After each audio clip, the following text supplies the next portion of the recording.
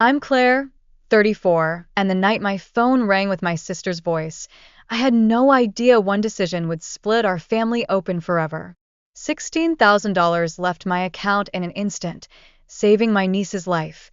Yet when the time came to celebrate her recovery, I was erased, cast aside like I had done nothing. They thought their secret would hold, that no one would ever know. But the truth has a way of clawing its way out, and when it finally did, it turned our family into a spectacle the whole world could see. And it all began the night of that first call. The night it all began didn't feel like the start of a war. It felt ordinary. Too ordinary. The kind of evening where no one suspects the balance in a family is about to tip forever. My phone buzzed with a call from my sister, Jenna, and in her voice there wasn't the trembling love of a mother. It was panic, cold and sharp, sharpened not by fear for her daughter, but by the number hanging over her like a shadow. $16,000. Her little girl, my niece, had been rushed into the hospital earlier that afternoon. The doctors explained the urgency: surgery within 48 hours, no exceptions. It wasn't a matter of convenience, it was a matter of survival. When I asked Jenna how she was holding up, she didn't tell me about her daughter's condition or what the doctor had said. She asked if I had the money. That was the moment I knew exactly where I stood in her life. Not as a sister, not as an aunt, but as a checkbook. Still, when it came to the girl lying in that hospital bed, none of that mattered. My niece mattered. And if it meant draining my savings, I would do it. Without hesitation, I wired the hospital every cent they demanded, $16,000, just like that. No negotiations, no hesitation, no "I'll think about it." The surgery happened the next morning. Hours stretched like weeks, and I sat in the waiting room until the surgeon finally appeared. The words I had been desperate to hear came out in one clean breath. She made it. The surgery was a success. Relief broke through me so fast my knees nearly gave out. I thought this would be the turning point, the moment our family pulled together. Gratitude. Unity. The kind of love you only see when life has been held by a thread. But the truth revealed itself faster than I expected. A week later, Jenna and her husband, Michael, announced they were throwing a recovery celebration for their daughter. My niece had always been bright, full of energy, and seeing her alive, smiling again, deserved a moment of joy. They invited everyone, friends, neighbors, co-workers. Balloons and decorations were ordered, food catering was arranged, and even a photographer was hired. I waited for my invitation to arrive, certain I would be part of the center, not the edge. After all, I had been the reason that celebration was even possible. The invitation never came. Instead, I received a text the night before. "We decided it might be better if you sit this one out. We don't want the focus shifting away from her recovery. Hope you understand." I stared at the screen. Not even angry at first, just stunned. As though I had suddenly been erased from the narrative. The woman who had written that message was my own sister, and yet it felt like it had been typed by a stranger. They wanted the spotlight, the applause, the pictures of them smiling while everyone clapped. They wanted to be the heroes. On the day of the celebration, I drove past their house anyway. Cars lined the street. Music drifted through the air, and I could see guests moving through the yard holding plates of food. Laughter, clinking glasses, camera flashes, it all played out like some perfect tableau. Through the windows, I glimpsed Jenna in a new dress, Michael giving a toast, their daughter sitting beside them like a jewel they polished for display. No one in that room knew the truth. I parked down the block and sat in my car, watching as one by one, neighbors and relatives arrived with gifts, cards, flowers. I stayed there long enough to see photos being posed. Michael with his arm around Jenna, their daughter between them. They looked like the saviors of a story. And me? I was nowhere. The humiliation was sharper than I'd anticipated. Not because I wanted credit, but because I was treated as if I had never existed. $16,000 might as well have dissolved into thin air. I drove home in silence, locked my phone in a drawer, and swore to myself I would not give them the satisfaction of tears. If they wanted to rewrite history, let them. I would not be the one chasing them for acknowledgement. But fate has a way of intervening where pride won't. The following morning, I woke to a storm. Dozens of missed calls, messages pinging nonstop. My phone, still in that drawer, buzzed so violently it sounded alive. Confused, I finally opened it, and there it was. Michael, my brother-in-law. One single post on social media, standing in sharp, simple words. The truth, she's alive today only because of my sister's $16,000 gift. Don't let anyone tell you otherwise. That was all it took. The internet did the rest. Within hours, comments exploded. Friends who had been clapping at the party now demanded answers. Neighbors who'd believed the performance turned on them. Strangers who had never met me filled the thread with praise, outrage, disbelief.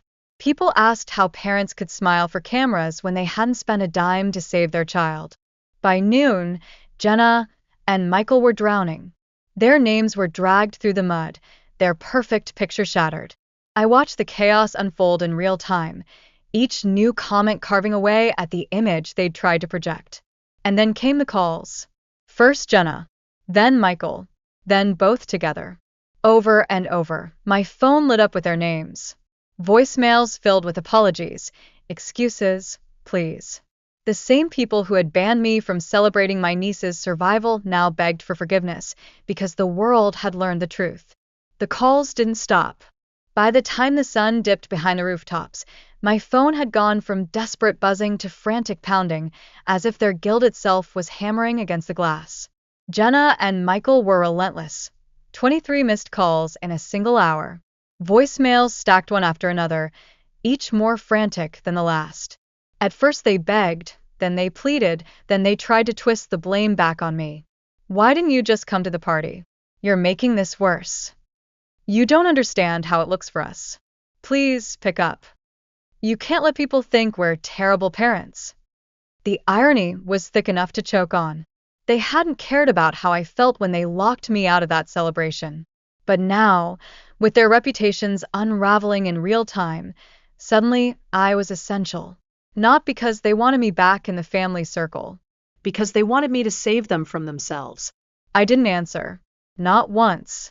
By morning, the storm online had grown louder. Their neighbors had stopped being polite. Comments beneath Michael's post ranged from disbelief to outright fury. One read, "You took credit for your sister's sacrifice? That's disgusting." Another, "If I were you, I wouldn't show my face around here again." Screenshots spread into community groups, digital whispers turning into shouts. People who had been clapping in Jenna's living room 48 hours ago were now dragging her name through public feeds. And in the middle of it all, I stayed quiet. The silence wasn't passive, it was calculated. Every unanswered call amplified their desperation. Every hour that passed tightened the noose of their lies.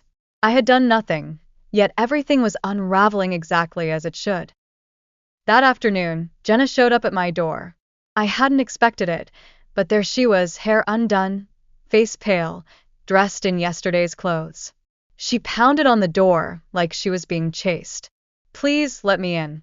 We need to talk," she shouted through the wood. Her voice cracked on the word please. I didn't move.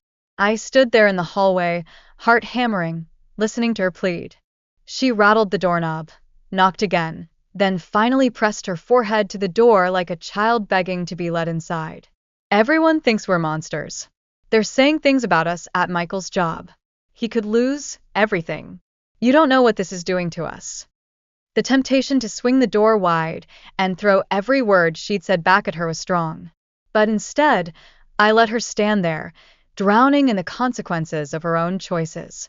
Eventually, her voice faltered. She stayed another 5 minutes, whispering apologies to the door, and then she left. I thought that would be the end of it for the day. I was wrong. By evening, my inbox filled with messages from numbers I didn't recognize. Old family acquaintances, neighbors, even co-workers of Jenna and Michael. Some reached out to congratulate me. Others wanted the full story. And a few asked me to forgive them for believing the lie in the first place. That was when it clicked. This wasn't just about my sister anymore. This was bigger. The lie they told had touched more people than I realized. And now, all those people wanted the truth straight from me. I hadn't spoken a word yet. My silence had been powerful. But the requests kept piling in. They wanted me to step into the spotlight. They wanted me to confirm or deny what Michael had said. And for the first time since this started, I realized I had a choice. Keep letting the silence do the damage or open my mouth and burn whatever bridges remained. The decision didn't take long. I wrote one message. Not long, not dramatic, just enough to make the picture clear. I typed it out, read it twice, and hit post. My niece is alive because I paid for her surgery. That is the truth. I was not invited to her recovery celebration. I stayed quiet, but since people keep asking, this is the reality. No flourishes. No anger. Just truth. The effect was instant. Within minutes, my post lit up like wildfire. People shared it, commented, tagged others. Strangers called it heartbreaking. Neighbors demanded explanations. And the most cutting part? The more people read my words, the less space there was for Jenna and Michael's version of the story. By midnight, their house had gone dark. No lights in the windows. No sound from the yard. A picture-perfect party house turned into a bunker of silence. But I wasn't done watching. The next morning, I overheard two neighbors talking on the sidewalk while I watered my plants. They weren't whispering. They didn't even glance toward me. Did you see her post? I can't believe Jenna lied like that. Michael's the worst. He had the nerve to smile for pictures? That's sick. They shook their heads and walked off, not realizing I could hear every word. It was spreading faster than I could track, like ink through water. The more I tried to measure it, the further it reached. My story was no longer mine alone. It belonged to anyone who had seen the performance and then discovered the truth behind it. And that truth was corrosive. By the end of the week, Jenna and Michael were ghosts in their own neighborhood. Invitations dried up. Parents who used to bring their kids over for playdates stopped showing up. People avoided them at the grocery store. Even their closest friends hesitated to be seen with them. The irony was perfect. They had thrown me out to protect their image, and in doing so, they had destroyed it themselves. But here's the thing, watching them unravel didn't feel like closure. It felt like the start of something else. Something deeper. Because the more they lost, the harder they tried to pull me back into their orbit.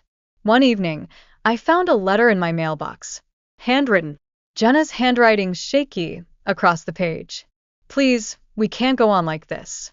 You don't understand how badly we need you right now. If you forgive us, maybe the others will too. Think about your niece. She needs her family together. The manipulation was sharp as glass. Even in apology, she twisted the knife. She didn't say she missed me. She didn't say she was sorry for erasing me. She said she needed me for her survival, not for mine. I folded the letter and set it aside. I didn't burn it, didn't tear it. I left it sitting there, a reminder. The silence had carried me further than I imagined, but silence alone wasn't enough to end this. Not when Jenna and Michael kept clawing at the edges, desperate to pull themselves back into the good graces of a community that now viewed them as liars.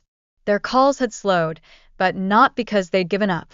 No, they were strategizing. I could feel it. Every unanswered voicemail, every letter slipped into my mailbox carried the same undercurrent. They wanted control of the story again. But the story no longer belonged to them. It was early Sunday morning when the final blow arrived, not from me, but from the very people they thought they had fooled. A local news page had picked up the viral post. They published an article detailing the ordeal, quoting my words exactly. My niece is alive because I paid for her surgery. That is the truth. I was not invited to her recovery celebration. The piece was sharp, concise, brutal. My name was there. So was the price I'd paid. The reporter hadn't bothered to contact Jenna or Michael for their side. They didn't need it. The truth was loud enough. By midday, the article had been shared hundreds of times. Friends from out of state sent me screenshots, asking if it was me.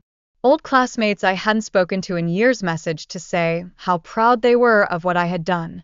For the first time, my story wasn't whispered on sidewalks or typed in comment sections. It was cemented in a way that couldn't be rewritten. That night, Michael showed up. Unlike Jenna's begging at my door, he didn't come in desperation. He came in defiance. He stood on my porch, jaw tight, eyes sharp with anger. You're ruining us, he said. Do you even realize what you've done? People won't look me in the eye. I might lose my job. My daughter is going to grow up hearing this story over and over again. You didn't just save her. You destroyed her parents. I stared at him through the screen door. The irony was staggering. I didn't destroy you, I said evenly. You destroyed yourself. I just didn't cover it up for you. His fists clenched, then released. He wanted to fight, but he couldn't. He had no ground left to stand on. He left without another word, but his silence wasn't the same as mine. His was defeat. The next day, Jenna called again. For once, I answered. The sound of her voice was enough to tell me she had broken in ways Michael hadn't. I don't know how to fix this, she whispered. Everyone hates us. People I thought were friends won't even speak to me. They look at me like I'm some kind of monster. I can't go to the store without feeling it. My daughter, she asks why people aren't coming over anymore. What am I supposed to tell her? I listened, not out of sympathy, but because this was the moment I'd been waiting for, the unraveling, complete and final. You tell her the truth, I said. You tell her that when she needed help, you chose pride over honesty. That when someone saved her life, you locked that person out to protect your image. And now you're paying the price. She started to cry, but I didn't soften. This wasn't about comfort. It was about clarity. Jenna, you made your choice when you sent that text telling me not to come. That was the moment you decided what kind of sister you wanted to be, what kind of mother you wanted to look like. And now the whole world knows who you really are. There was nothing left for her to say. She hung up. From that point forward, I stopped engaging. Not another call answered. Not another message replied to. I didn't need to. The story had already been written, and it wasn't one they could erase. Weeks passed. The storm didn't fade, it calcified. Their social circles shrank until they were left with no one. Invitations stopped. Their daughter's school events became awkward, parents whispering behind their backs. Michael's job did let him go, quietly but firmly, citing a change in direction. Everyone knew the real reason. As for me, I found a peace I hadn't expected. Not joy, not triumph, just quiet certainty. I had spent so long being the forgotten sister, the invisible aunt, the one expected to carry the burden in silence. But now the truth lived outside of me. It was public. Permanent. I didn't have to fight for recognition anymore, because the world had already handed it to me. The last time I saw Jenna was at a grocery store 2 months later. She looked smaller somehow, her shoulders caved in, her eyes darting as if she was waiting for someone to spit in her direction. When she spotted me in the next aisle, she froze. For a second, she looked like she might approach. But then she turned, left her cart, and walked out. That was the end.